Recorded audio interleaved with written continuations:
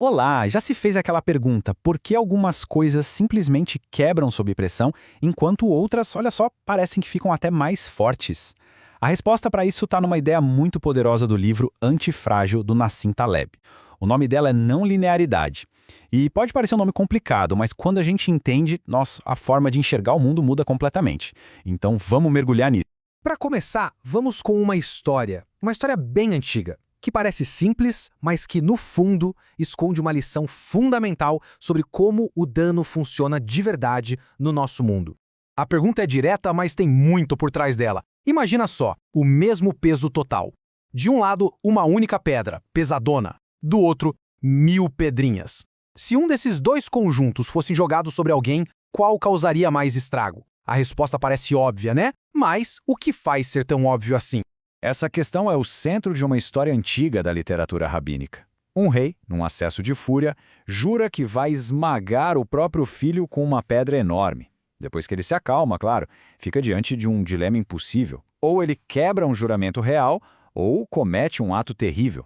E aí veio a solução genial de um conselheiro: quebrar a pedra grande em 1000 pedrinhas. O peso total, aquele do juramento, foi cumprido. Mas o dano foi infinitamente menor. E essa desproporção entre a causa, o peso, e o efeito, o dano, que é o segredo da não linearidade.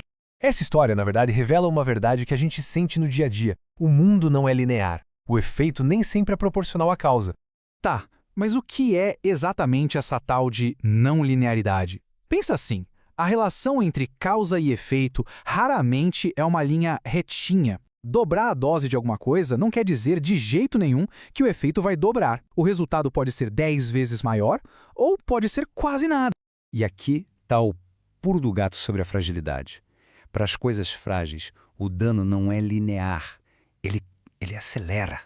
Cada quilo a mais na história da pedra não causa só um pouco mais de dano. Não. Causa um dano que cresce exponencialmente. A curva da destruição vai ficando cada vez mais íngreme.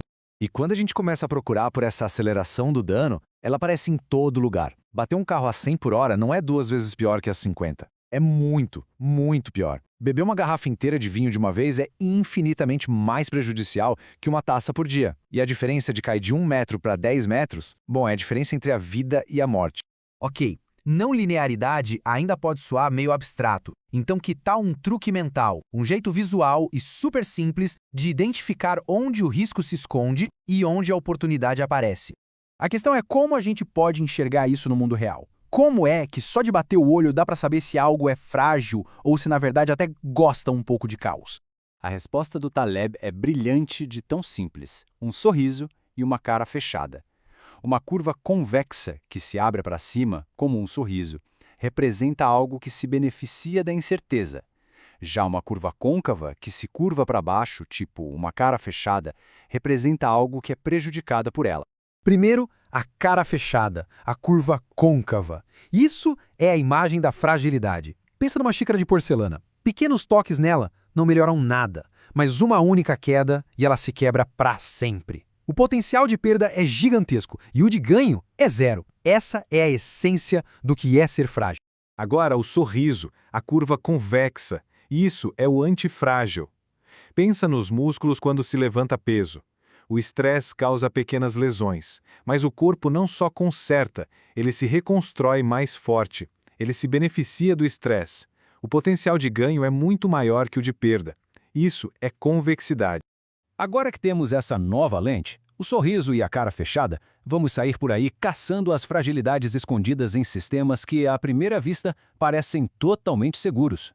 O trânsito é um exemplo clássico. Se a gente coloca 10% a mais de carros numa avenida vazia, quase não faz diferença. Mas colocar os mesmos 10% de carros numa avenida que já está no limite, o tempo de viagem pode aumentar em 50% ou até mais. A resposta é explosiva, é não linear. O sistema é frágil. E isso vale para muitos dos nossos sistemas modernos. Essa busca obsessiva por eficiência acaba com qualquer margem de segurança, qualquer gordurinha. Aeroportos, redes elétricas, cadeias de produção, tudo opera no limite.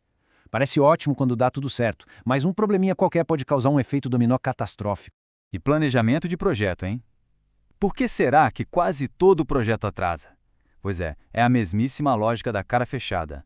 A incerteza aqui não é equilibrada. 1000 coisas podem dar errado e atrasar tudo.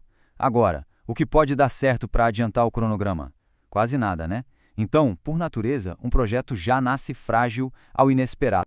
Nesta parte final, vamos focar na maior fonte de fragilidade escondida, algo que a nossa sociedade moderna busca sem parar: o tamanho. O físico Philip Anderson resumiu tudo em 3 palavras: mais é diferente. Isso quer dizer que aumentar o tamanho de algo não o transforma apenas numa versão maior, muda a natureza fundamental da coisa. Uma cidade não é só uma vila com mais casas, é um organismo totalmente diferente. Um exemplo financeiro devastador mostra isso perfeitamente. O caso do banco Société Générale. Um único operador causou uma perda gigantesca. O ponto-chave é que um erro de 70 bilhões de dólares causa um dano muito, mas muito maior do que 10 erros de 7 bilhões espalhados por 10 bancos diferentes. O tamanho concentra o risco e o torna explosivo. E esse princípio não vale só para finanças, não. Grandes empresas, megaprojetos, governos, todos ficam mais frágeis conforme crescem. É uma lei da física, da biologia. Se um elefante caísse de uma altura proporcional à dele, ele se espatifaria.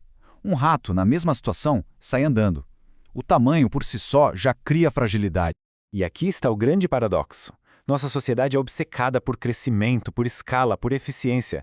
Mas, sem perceber, ao construir sistemas cada vez maiores, estamos, na verdade, construindo torres de fragilidade cada vez mais altas e instáveis.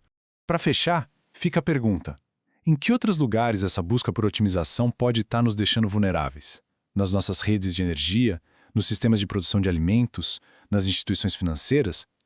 Olhar o mundo com as lentes da não linearidade ajuda a gente a enxergar os riscos que se escondem bem debaixo do nosso nariz, atrás da aparência de eficiência.